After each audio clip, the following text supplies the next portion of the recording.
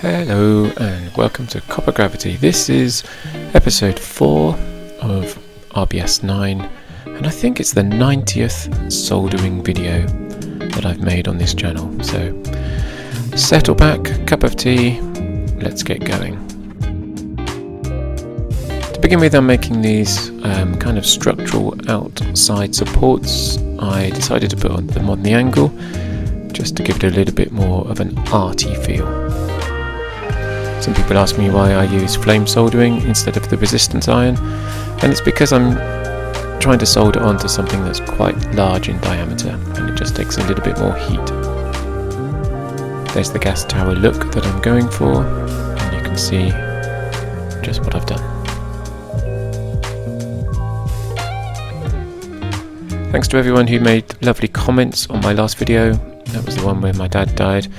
If you haven't seen it, yeah, number 89 was a tribute to him.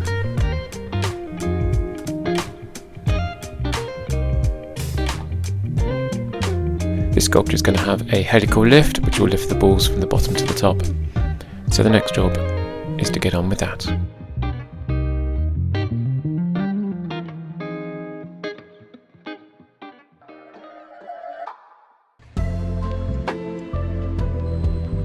The best way to make a helical lift is to start with a lovely coil. I needed about 15 different rings here, so luckily I chose a piece of copper that was just about long enough to get 15.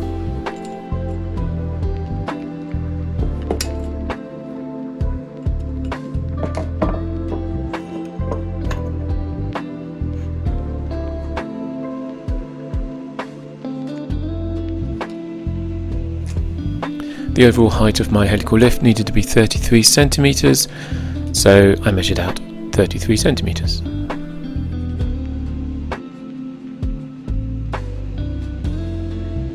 then this is the best bit. Simply by pulling on the coil at each end in roughly a straight line, the copper stretches and will stay stretched.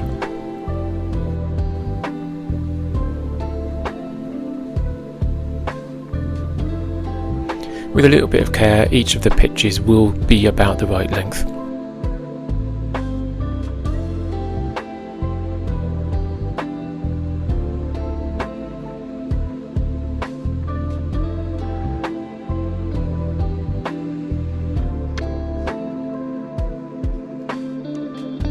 I then needed to work out exactly what pitch I had, so I counted 9 coils, which was 265, and that left me 29.4mm pitch on average.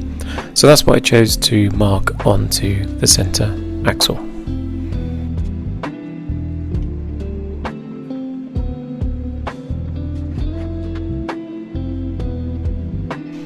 Now, in order for the lifts to work really well, the axle needs to be soldered completely central to the helical coils itself. And a friend of mine recently told me that the best way to do this was to use some doweling. Now, I didn't have all the right doweling, so I'm actually going to use 3 marker pens, red, blue and black, and in between the gaps I do have some doweling. And what I plan to do is to set it all up nice and centrally, and then I can solder in the little supports that will hold the coil bit to the axle dead centric. Right, wish me luck. So there's the pens and there's the dowels, and that's the axle going in. The whole thing was terrible. It was so wobbly, the elastic bands didn't work. I abandoned it. I then went to the CAD and found out I needed 14mm dowels. Only 3 of them, a nice little slot. That's what I'd do. But I couldn't get to the shops, and in the end I tried another triangle of dowels, kind of the wrong size, gave up on that as well. I then went back to my thinking mode and took a really good measurement of the inside of the jig that I'd used to bend it, and then thought I'd make some circular wooden dowels myself by cutting some circles out, but I didn't have the right hole cutter, so I gave up on that as well. Then, after even more thinking, I thought maybe I can put an axle through the actual bending jig. I just need to make that bit central. So I taped on some card, found the centre of this end, drilled a little hole, and then put through an M3 axle.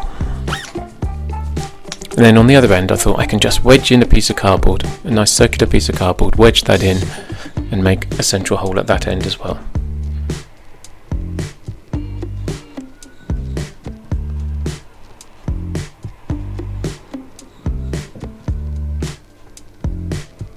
Now I've never done this trick, this is so exciting.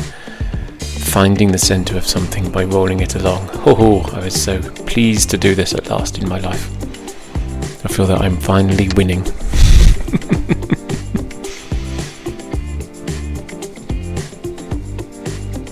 Then I drilled the hole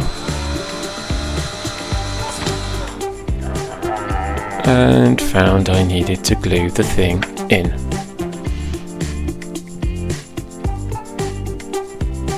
All the time I'm doing this, I'm hoping it's going to be central enough. I mean, it's a bit of a bodge, glued cardboard in the end of a socket, but there we go. Then I locked in the threaded axle and was able then to thread over the axle the actual piece of tube that I'm going to use. And there we have a nice central holding jig ready for soldering. At last.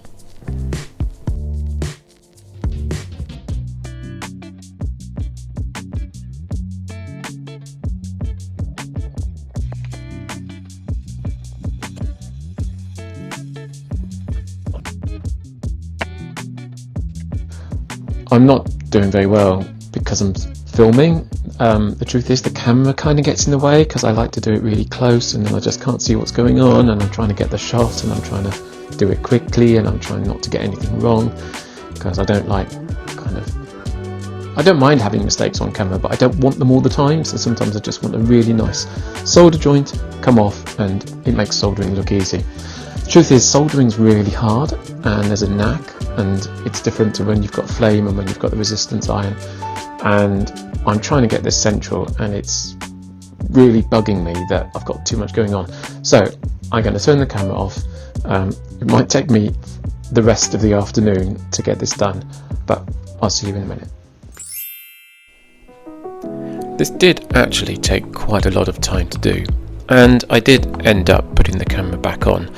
And I reverted back to the system that I'd used on a previous sculpture, where I basically added all the little fingers down one side of the central axle. I used a little bit of cardboard just to keep it central.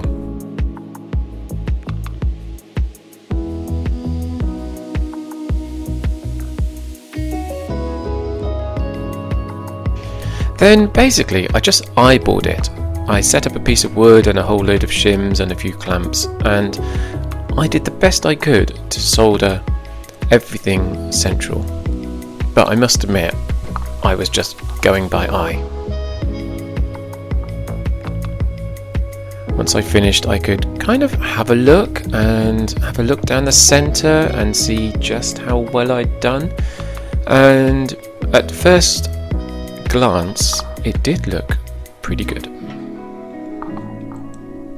Then I set up a horizontal axle and span it round and round and just had a little bit of fun kind of looking at it and playing with it. And then if you got down on one level like this and kind of viewed along the axle, you could see the whole thing was a little bit banana shaped and it wasn't as central as I needed it to be.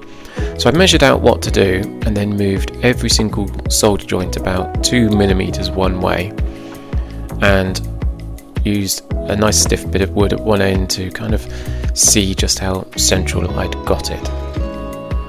And after a while I was much more happy. It all needs cleaning up and the little fingers are too long, but here's a little test I did using the camera. I just drew a couple of straight lines on the computer screen, and as I span this axle 90 degrees I checked for centrality at the top, the middle and the bottom.